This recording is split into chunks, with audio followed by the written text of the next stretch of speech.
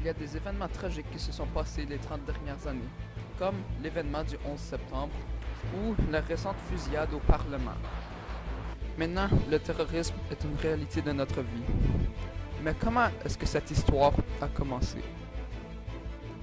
Durant cette vidéo, nous allons vous expliquer comment le rôle du maintien de la paix du Canada a changé à cause du terrorisme.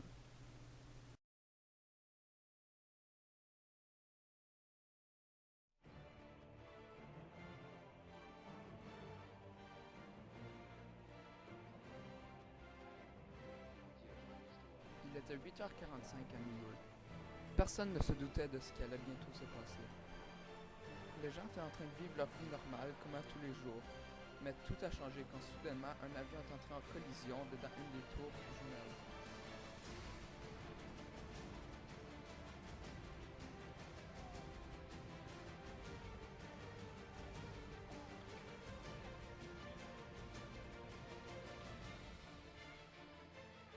C'est un gros drame pour toute la population des États-Unis, et ainsi que tous les pays qui ont assisté aux États-Unis durant la guerre. Après plusieurs minutes, un deuxième avion est entré en collision avec l'autre tour jumelle. Après avoir été témoins de cela, les Américains savaient que ce n'était pas seulement une coïncidence et qu'ils se faisaient attaquer. Après avoir été témoins de deux années de croisement d'avions sur le même bâtiment, les Américains étaient très confus, car ils croyaient qu'une guerre allait commencer dans leur pays. Connaissant les atrocités qui allaient provoquer une guerre, ils s'étaient affolés à la possibilité qu'une guerre commence sur leur terre. Mais ce n'était pas seulement les Américains qui étaient terrorisés. Leurs alliés, comme le Canada, se sentaient aussi visés quand ils nous ont aidés durant la guerre froide. Ils ne veulent pas entrer dans une situation de guerre, ils vont faire tout de leur possible pour protéger leur population. Un autre avion est entré en collision avec le Pentagone, qui est le bâtiment le plus sécurisé des États-Unis. Par contre, aucune vidéo n'est disponible et cela a créé beaucoup de soupçons de la part de la population des États-Unis. Al-Qaïda était un groupe islamiste terroriste mené par Osama Bin Laden. Osama était celui en arrière de l'attaque du 11 septembre sur les Twin Towers. Lorsqu'il fut assassiné au Pakistan 10 ans plus tard, le Canada eut un sentiment de justice rendue, principalement car il y avait des Canadiens qui sont morts durant l'attaque. L'attaque sur les tours jumelles a marqué le début de la guerre contre la terreur. Cet événement a changé le rôle du Canada sur le maintien de la paix internationale, ainsi que la vision de la population envers les pays du Moyen-Orient. Ces événements vont déclencher une nouvelle vague de racisme envers différentes religions et différentes cultures.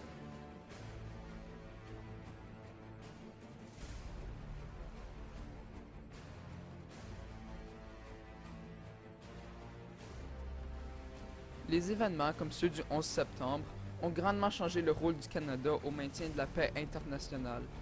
Mais ce n'est pas seulement le Canada qui a changé de cette façon, aussi d'autres organisations importantes comme l'ONU par exemple. Tout comme le Canada, l'ONU aussi changea son rôle sur son implication de la paix mondiale. Elle a accru sa coopération avec d'autres organisations telles que l'OTAN, l'Union africaine et l'Union européenne. À cause de cela, on a vu surgir de nouvelles opérations sur le maintien de la paix. Elles sont plus nombreuses, plus envahissantes et suscitant des attentes plus élevées qu'auparavant. Les casques bleus, qui étaient autrefois des soldats, ne travaillent plus de la même façon qu'auparavant. Avec l'apparition du terrorisme, ils utilisent une différente approche pour tenter de régler les problèmes. Maintenant, ce n'est plus juste la vie des casques bleus qui est en danger, mais aussi la vie des civils, car il suffit d'une petite erreur pour rendre les groupes terroristes furieux. Maintenant, les casques bleus n'ont plus un rôle de soldat, mais plutôt un rôle de négociateur. Ils font des ententes avec différentes organisations et gouvernements pour minimiser le nombre de morts civiles et de dommages potentiels. À cause qu'il commençait à y avoir plus d'activités terroristes, le gouvernement du Canada a décidé de changer les lois sur l'immigration. Il faut faire attention lorsqu'on change les lois d'immigration, car ici au Canada, on est reconnu pour notre multiculturalisme. Et il faut faire très attention car l'image de notre pays nous est très importante. À cause de plusieurs accidents terroristes partout autour du globe, le Canada a révisé la loi sur l'immigration. Il a pour but d'accentuer la recherche sur les nouveaux arrivants et de filtrer davantage les immigrants pour mieux trouver ceux qui pourraient poser un danger pour le peuple canadien. Ces immigrants qui ne seront pas acceptés seront forcés de retourner dans leur pays d'origine pour la sécurité des citoyens.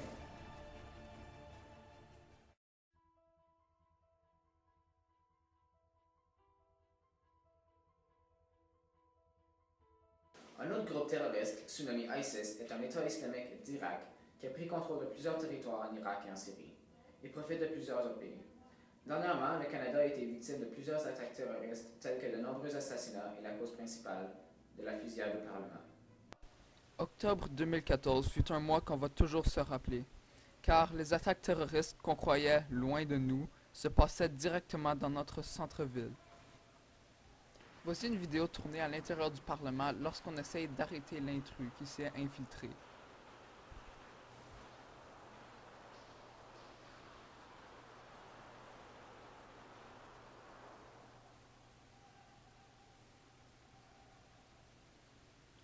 Heureusement, l'intrus s'est fait arrêter. Bien entendu, il y a eu assez de dommages pour choquer tous les Canadiens.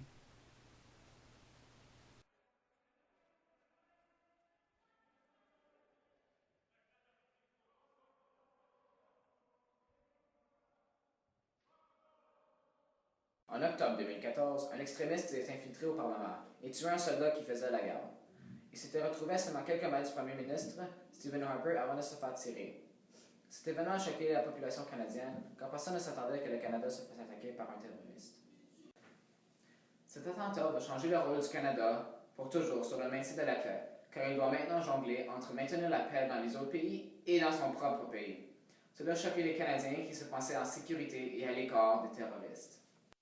Pour conclure, maintenant nous pouvons voir que, avant le Canada, maintenait la paix à l'aide de son appui militaire pour aider les forces armées des autres pays. Maintenant, on est rendu au point que le Canada et les autres pays s'unissent ensemble pour tenter de régler les problèmes des terroristes. Les États de l'ONU tentent de régler ce problème, mais il faut quand même assurer la sécurité des citoyens. C'est ainsi que nous voyons comment le Canada change sa façon de maintenir la paix depuis les dernières décennies. L'avenir que nous réserve le terrorisme nous est inconnu, mais nous espérons que cela va finir bientôt.